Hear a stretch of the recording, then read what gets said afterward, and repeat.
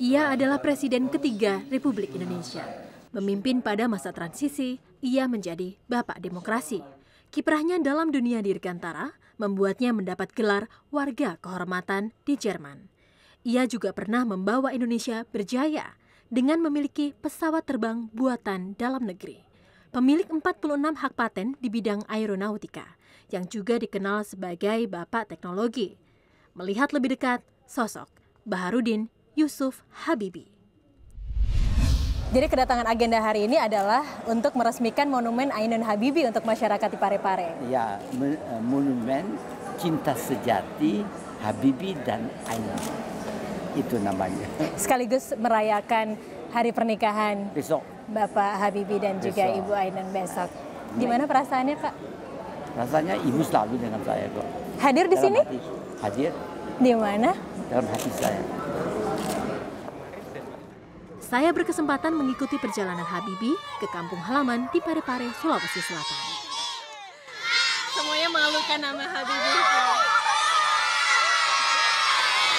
Inilah antusiasme warga Parepare untuk menyambut kehadiran Presiden ketiga RI B.J. Habibie yang saat ini kembali pulang kampung ke wilayah Parepare. Dan inilah kampung halaman B.J. Habibie.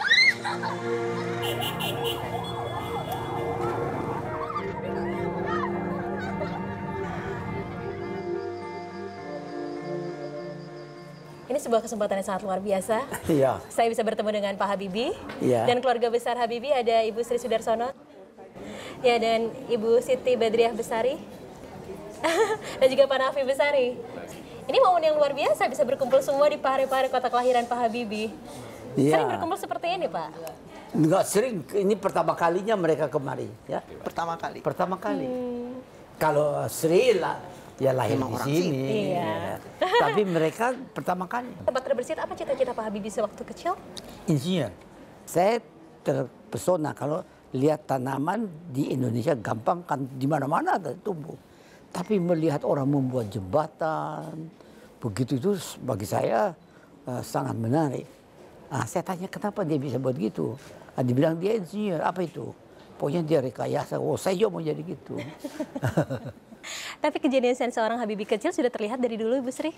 Bapak dari kecil memang suka jalan-jalan itu suka dikasih dikasih mainan, bukan mainan dari lalu dia potong-potong dan nyambung-nyambung jadi pesawat udara.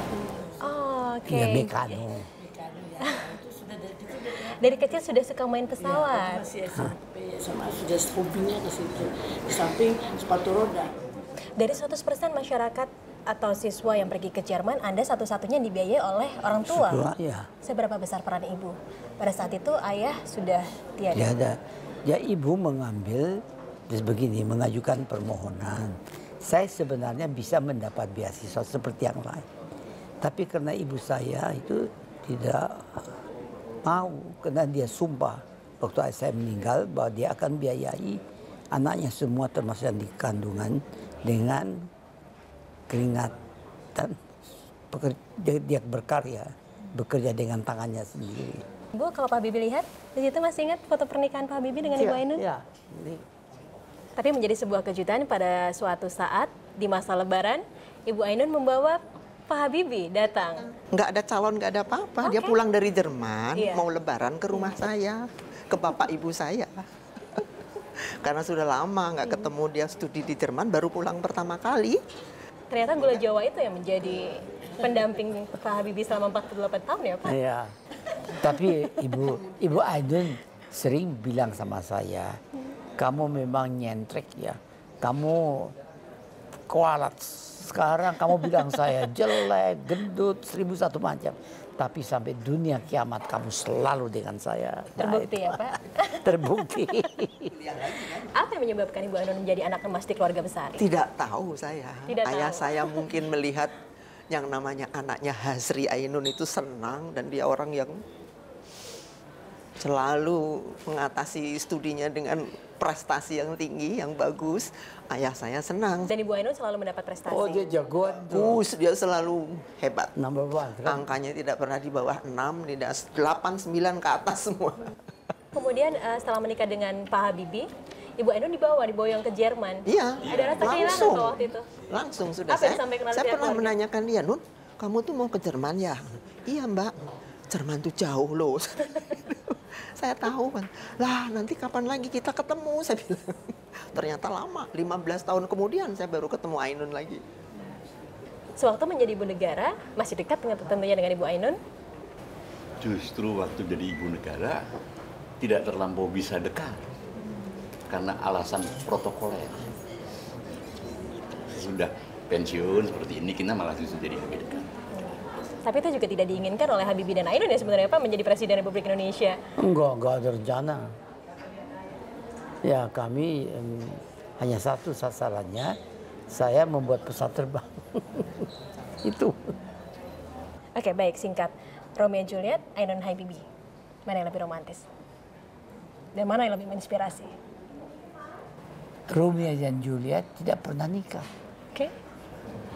Habibie dan Ainun nikah.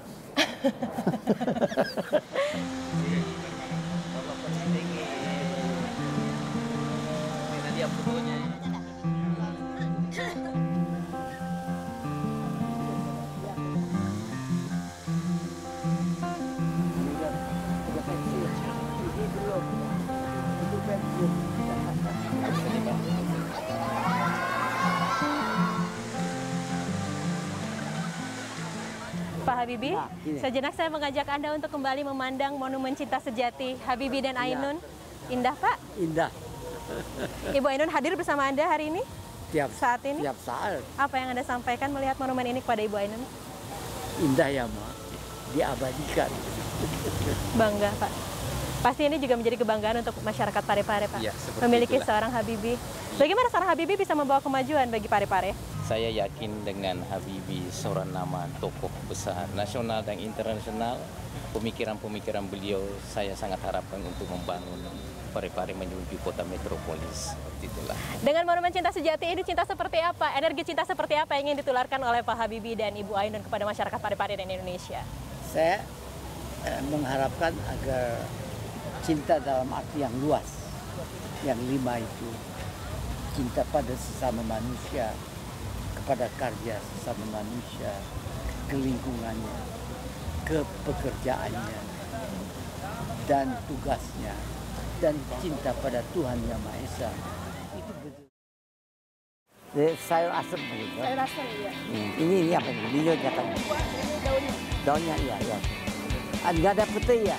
Kayaknya lagi kosong, Pak. Oh.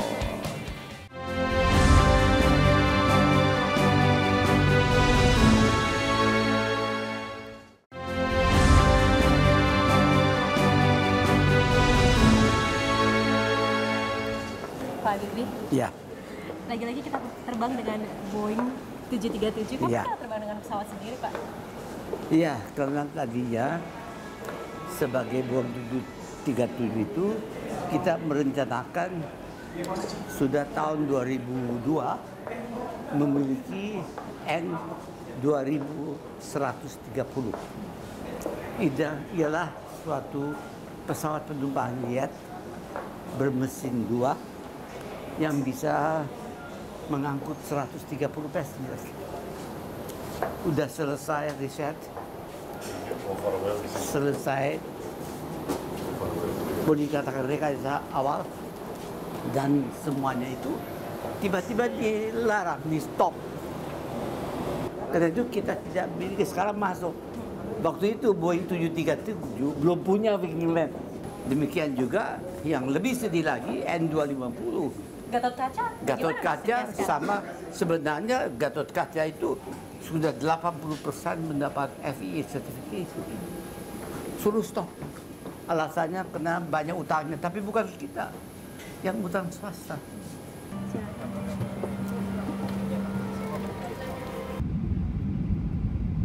Sedikit menggelitik apa yang seorang B.J. Habibie rasakan saat ini saat mengudara. Sedikit perasaan bangga atas karyanya atau seperti apa?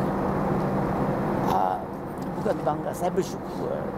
Pertama ya, saya bersyukur bahwa dalam kehidupan saya bisa memberikan sumbangan untuk dapat memanfaatkan suatu produk yang begitu ruwet, bisa mengangkut manusia dari tiap titik dimanapun di dunia ke titik yang lain dengan aman dan nyaman.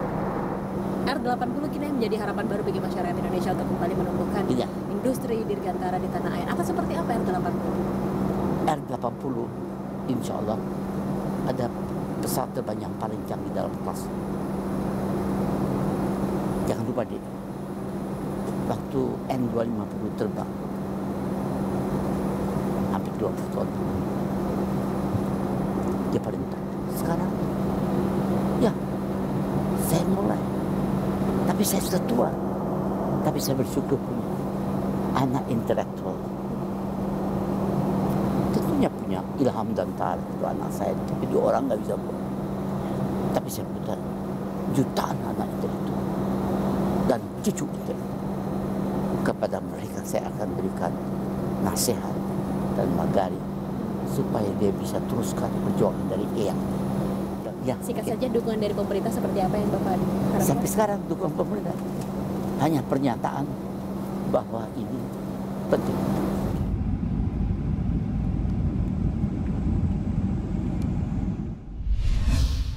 Sosok Habibie terkenal merakyat. Sifat kenegarawanannya ditunjukkan dengan acap terjun langsung ke masyarakat. Wah, Pak Habibie suka ke mall juga. Iya, mau belajar. Oke, kita ikut Pak Habibie belanja ya. Oke.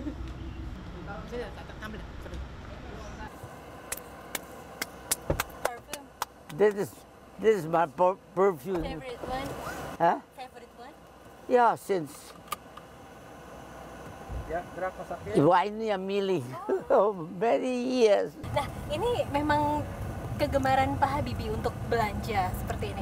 Enggak, dulu Ibu Ainun belanja dan saya selalu dampingi. Ada kalanya dia belanja sendiri, tapi 1 kali seminggu saya boleh ikut. Kalau saya selingkuh dia nggak mau. Karena terlalu dia pengacau, dia bilang gitu. Pak Habibie, kan Anda memiliki 46 hak paten di bidang aeronautika.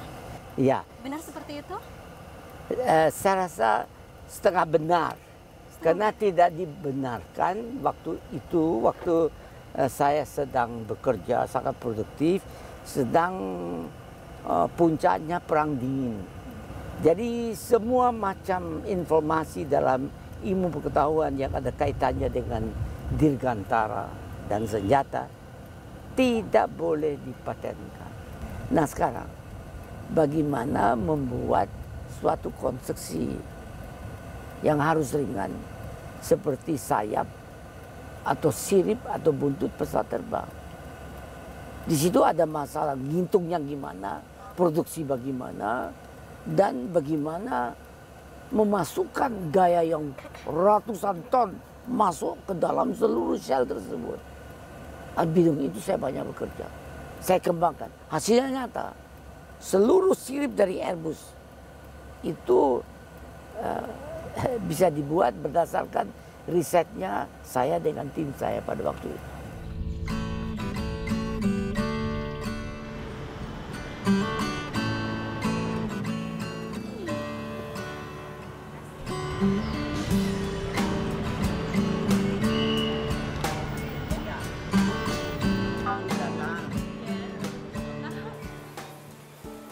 Sayur asem begitu. Sayur asem ya. Ya, ini apa ini? Beliaunya kan? Ini buah, ini daunnya. Daunnya iya betul. Enggak ada pete ya? Petainya lagi kosong, Pak. Oh. Suka makan pete Pak Habibie? Oh suka. Favorit? Favorit. Udah deh ya.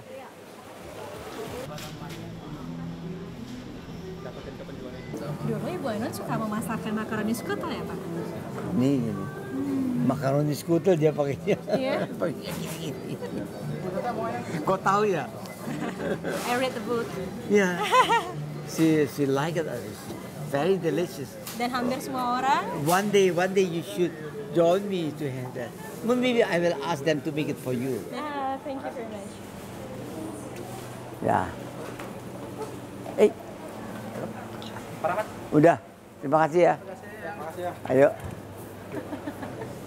Kenapa Pak Habibie selalu menyempatkan untuk menyalami mereka semua? Selalu memberikan waktu ketika masyarakat ingin berfoto seolah tidak ada jarak. Iya, karena saya adalah mereka. Saya bukan, I don't feel special.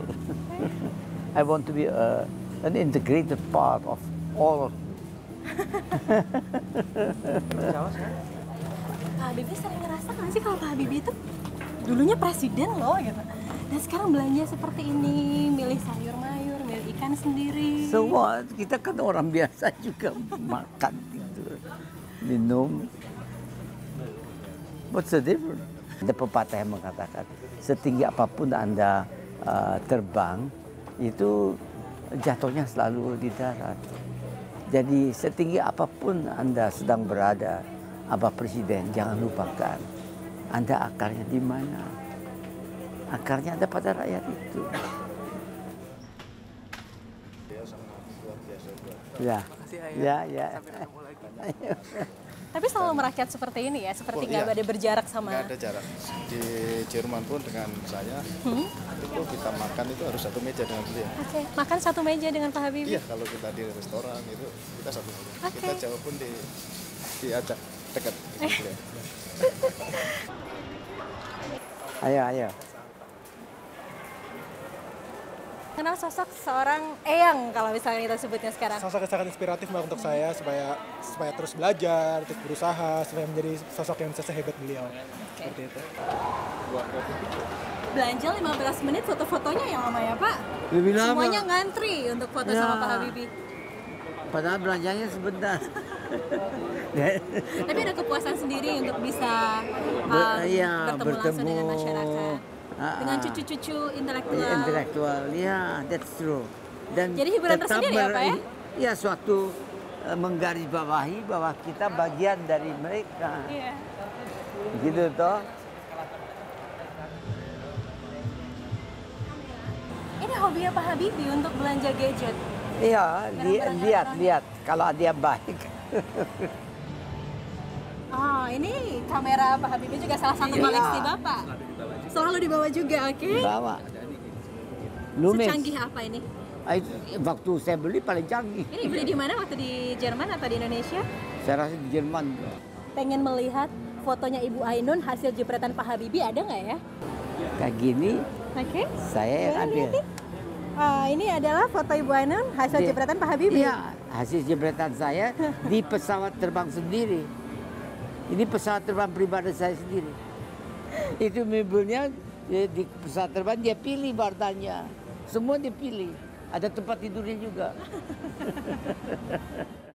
Terus saya itu tidak boleh. Oh, gini. Sampai dia gini di depan itu dia tidak boleh begini. Terus tiba-tiba saya sadar bahwa dia presiden. Maafkan presiden, saya tarik gini. Udah wis terusin aja deh.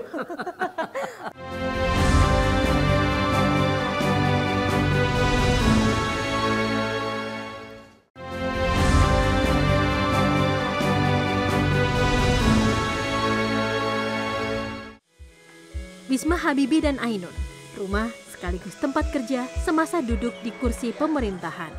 Saya memperoleh kesempatan pertama untuk dapat mengunjungi rumah utama Habibie dan Ainun. Dan sekarang kita berada di rumah nomor 3. Kalau ini udah kediaman pribadi dari hasil jeripayah sendiri ya Pak. Ya. Kalau ini Pak Habibie dan pesawat, bumi, ya, alam itu semesta. Dari bulu-bulu itu. Ini bulu burung. Dari bulu? Ya, ini. Dia buat orang itu. Apa artinya dari lukisan ini Pak? Dia perlihatkan bahwa orang ini melotot. Galak gitu Pak? Atau serius? Melotot, serius. Melotot itu ya hanya bilang gitu. Tidak mau, pokoknya dia dapat pesawat terbangnya. Kalau bicara yakin. Sampai yakin ya Pak ya, karena yakin. Saya pernah dengan Pak Harto. Terus dia bilang sesuatu sama saya. Terus saya itu tidak boleh. Oh, gini. Sampai dia gini di depan itu dia tidak boleh begini. Dia diam aja. Terus tiba-tiba saya sadar bahwa dia presiden. Maafkan presiden, saya tarik gini. Udah wis terusin aja deh. Untung nggak ada media meliput ya Pak? Nggak ada. Pak Kalau ada media saya tidak presiden akan bilang begitu. Itu hanya saya perlihatkan betapa dekatnya saya dengan Pak Harto dan betapa rasionalnya Pak Harto. Tidak feudal. Mungkin juga sebabnya karena dia kenal saya dari waktu umur berapa ya? 13 tahun. Ya, gitu. Dan ini sekarang kita berada di mana, Pak?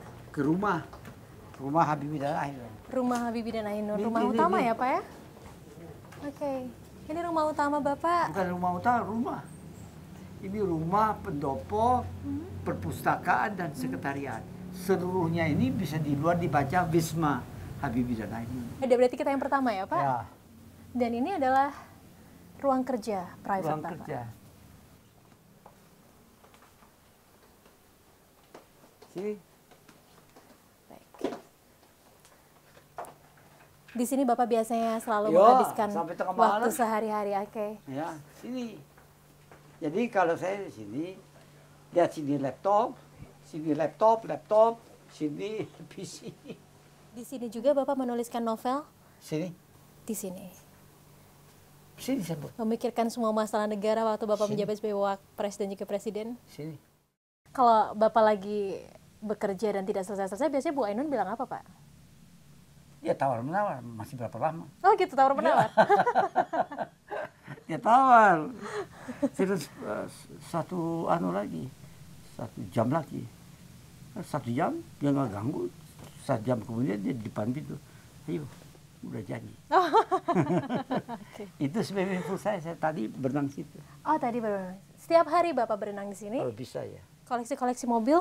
Wah, punya saya. Punya Bapak juga? Ya Harley Davidson saya dapat dari Pak Harto. Oh ini yang mana dari Pak Harto, Pak? Dua-dua. Dari Pak Harto? Iya. Waktu Dia- Bapak masih menjadi Menristek? Menristek. Dia kasih sama saya itu Harley Davidson modelnya dia tahu bahwa saya suka main Motor? motor. Oh ya? Hadi.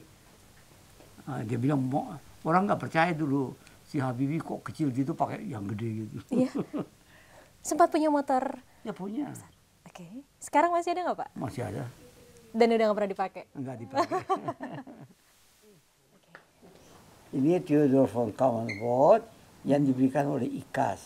ICAS adalah International Council of the Aeronautical Sciences. Ini penghargaan tertinggi? Penghargaan tertinggi dalam aerospace. Gimana perasaan Bapak waktu menerima ini, Pak? Ya, perasaan saya,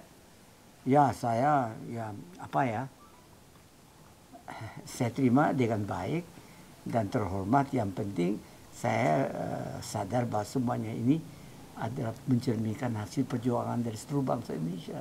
Bapak orang Asia pertama yang menerima ini? Ya, yang pertama. Dan juga dari Jerman yang pertama. Semenjak Ibu berpulang, Tidak rumah ruangan ini dijadikan? bukan begini. Tapi Bapak masih sering datang ke sini, Pak? Saya kemari dan juga kamar mandi saya itu saya nggak bisa perlihatkan. Kamar mandi saya itu 2 wastafel, 1 wastafel masih tetap ibunya, nggak dipakai. Saya pindah-pindah aja sikat gigi situ. Tapi semua dia punya pakaian house coat-nya masih gantung situ udah 5 tahun. Saya nggak rubah. Sepatunya saya nggak rubah. Jadi tidak ada perubahan di sini. Jadi itu kalau ada perubahan saya mungkin susah. Kenangan yang paling berkesan tentang seorang Ibu Ainun buat Habibie apa, Pak? Kenangan yang sangat berkesan bahwa Ibu Ainun sangat-sangat peduli pada diri saya sendiri. Seperti ibu saya juga. Terus waktu dia sudah mau dioperasi keadaan gawat, dia masih panggil Sikit, dia bilang, saya titip ya, jangan lupa kasih obat ini sama untuk Bapak. Dia udah tulis resepnya apa dan dia kasih ini. Dan Bapak tidak mengetahui kalau Ibu Ainun mengidap kanker? Waktu itu saya sudah tahu. Sebelumnya tidak. Saya hanya tahu dua bulan sebelum dia meninggal, saya baru tahu bahwa dia kanker.